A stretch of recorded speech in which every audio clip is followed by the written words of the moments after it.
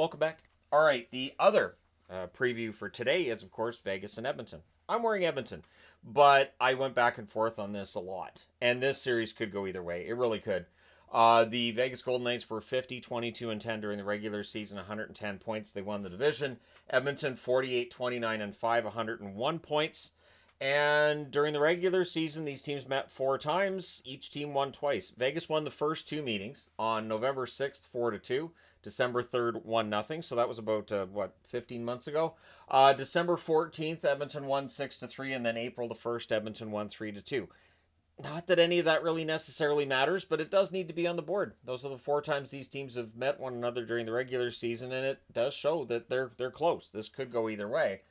When you look at the stats, it makes some sense. Now, these teams met in 2023, also in the second round, and Vegas beat the Oilers 4-2. And it's interesting that both of the previews I'm doing today, so the Toronto, Florida one first, and now this one, these are both second round rematches from 2023. I think one of the reasons I made the picks that I did in the first round this year was I wanted to see something different. And so maybe that's part of the reason I'm wearing Oilers here. I want to see something different and see the Oilers, maybe get the victory this year. But I think it's going to be close either way. On the Vegas side, Tomas Hertl, 6 games, 3 goals, 2 assists, 5 points. I think it's remarkable. Nobody had a point per game for Vegas in that first round against Minnesota.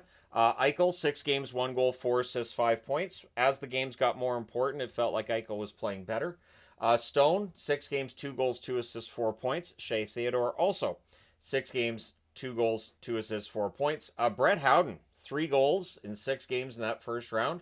Alex Pietrangelo, Noah Hannafin, and Nick Roy, all of them 1 goal, 2 assists for 3 points in 6 games. Braden McNabb, 3 assists in 6 games in that first round. Dorofeyev, who missed the last game, 5 games, 1 goal, 1 assist, 2 points. And Carlson and Barbashev, both of them, 1 goal, 1 assist, 2 points in 6 games.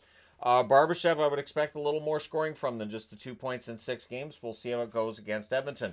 Adin Hill, 4-2 in the first round, 880 save percentage. I thought he played well in Game 6.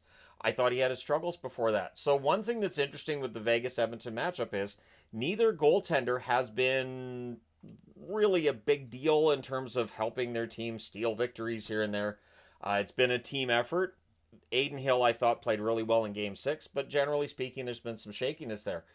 Brendan Saad, very prominent in that first round against Minnesota. Not as much production.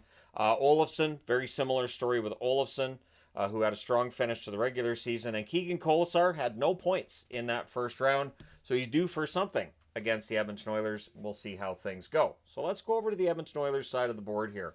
Connor McDavid, 2 goals, 9 assists, 11 points in 6 games. And statistically and from the advanced stat side of things, McDavid is so dominant when he has the puck. And so your first job, if you're Vegas, is shadow McDavid. I would think that'll fall to Stone. Maybe that falls to Carlson at points as well.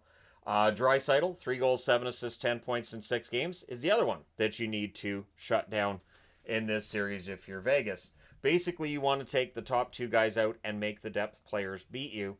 That is it, and it's not totally dissimilar with the way teams play against Toronto either, where you're just trying to take out those top guys and, then just rely on what your team can do against the depth players. And if you're going to get beat, it's got to be the depth guys that do it, right? Bouchard, 6 games, 4 goals, 3 assists, 7 points. Evan Bouchard's had a really strong playoff. We'll see how he does against Vegas. There are some defensive issues here and there with Bouchard. I do think they get overblown at times.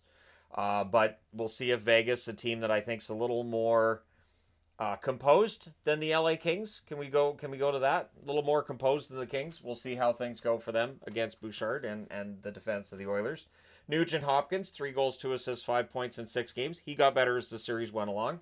Connor Brown had quite the first round. 3 goals, 2 assists for him as well. 5 points in 6 games. Zach Hyman, 2 goals, 3 assists for 5 points in 6 games. So you have got 1, 2, 3, 4. There's 6 players in Edmonton who had 5 or more points in the first round, and 2 for Vegas who had 5 or more points in the first round.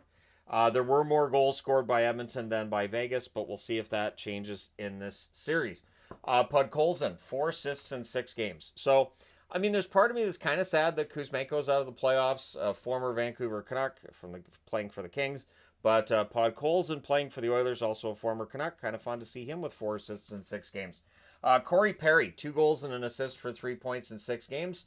We know what an agitator Corey Perry is at the best of times, and so he will be using his agitation skills against the Vegas Golden Knights, as will Evander Kane. He had 2 goals and 1 assist, 3 points in just the 5 games that he played. So we'll look for some of that from Kane. And then Janmark, 2 goals and an assist for 3 points in 6 games for Janmark as well. And Janmark, very good veteran depth forward for the Edmonton Oilers. But again, if you shut down McDavid and Draisaitl, sounds far easier than it actually is. Way harder than it sounds is a better way of putting that. But if those 2 players, if Vegas can shadow them and keep them from getting points, it really does become more of an issue then for the Edmonton Oilers. Pickard, 4-0 in that first round, .893 save percentage. He had some good moments. He did have some shaky moments here and there as well. But for Skinner, 0-2 with an .810 save percentage. They didn't end up going to Skinner the rest of that series against LA. And I don't know what kind of leash Pickard's going to have in this second round. Like, let's say, for instance, in game 1, if Pickard allows 4 goals on 28 shots. If he's, iffy on a goal or 2, do they think about going to Skinner or do they not? Is Pickard going to have the net the whole series? We'll see how that goes. Now, in terms of depth players, too, that I want to talk about that aren't in this list here, Darnell Nurse had a good first round. We'll see how he does against that Vegas attack. Arvidsson, noticeable, and discussed plenty against LA, and I would think he will be here, too. And Klingberg. I thought Klingberg gave them some good veteran play on the blue line in that first round, and we'll see how things go for Klingberg. So since the last time these teams played each other, there's been some turnover on the rosters as expected, but the core argument is still going to be the same of, Vegas with their balanced attack against a sort of top-heavy Edmonton Oilers in comparison. Will the Oilers be able to overcome that depth of the Vegas Golden Knights? I'm wearing Oilers because, while I think it's going to be very, very close, and it is a coin toss, I'll take the Oilers in this. But when we look at the first round stats, if you look at the defensive side of things, which very often is what decides series, Vegas is a little bit ahead there, kind of. So scoring, goals scored per game in that first round, Oilers at 4.5. Some of that is Darcy Kemper's poor goaltending. Vegas at 3 goals per game. And Gustafsson was very good in that first round. Goals against per game, Vegas is actually allowing more than they've scored so far in the playoffs, 3.17 goals against per game. But Edmonton, 4.0 goals against per game, and that is where they're going to have to cut things down. If they allow 4 goals a game against Vegas, it's done. There's no way you beat Vegas if you're allowing 4 goals a game. Vegas is not a team that's going to allow more than 4 goals a game in the second round. And that'll probably come back to haunt me later. Clip it. Power plays, the Oilers with an advantage there, 38.5% compared to the 27.8% for Vegas, although 27.8% still excellent. Penalty kill, neither of them with numbers to write home about. Vegas 76.9%, whereas the Oilers 60% on the penalty kill. They have got to be better at killing penalties than they were in that first round.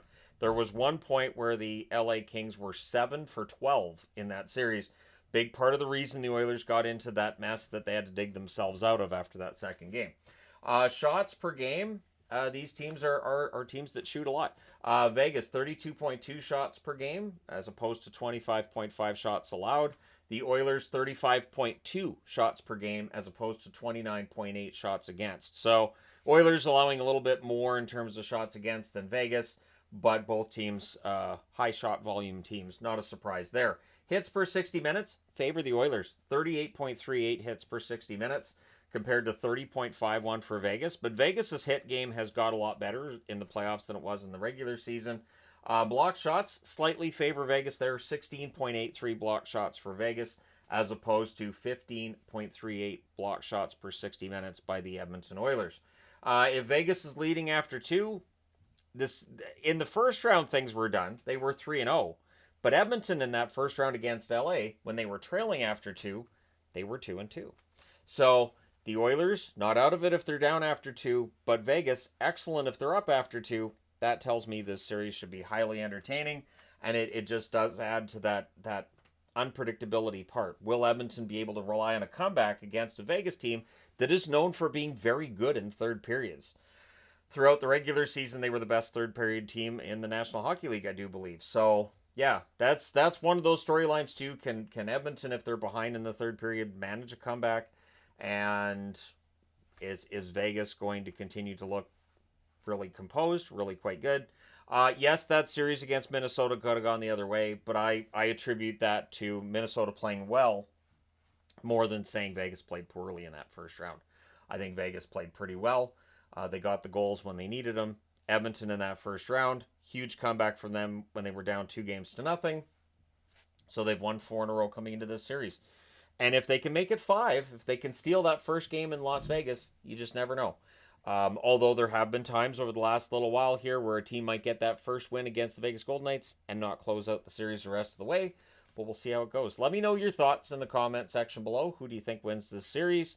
I think the second round so far, all 3 of these series to me should be close. And I think 2 of the 3 look like coin flips. And the only reason that we may not see Florida and Toronto as a coin flip is just the recent history for both teams. Florida's a team that's been in the Stanley Cup final 2 straight years, and Toronto's had a really hard time advancing very far in the playoffs. But in this case, you've got the 2023 Stanley Cup champions from Vegas and the 2024 Stanley Cup finalists in Edmonton. So there you go. Let me know your thoughts. Hit like and subscribe in the event you may not have done so already. Thank you guys so much for all your support as always. I will talk to you again soon.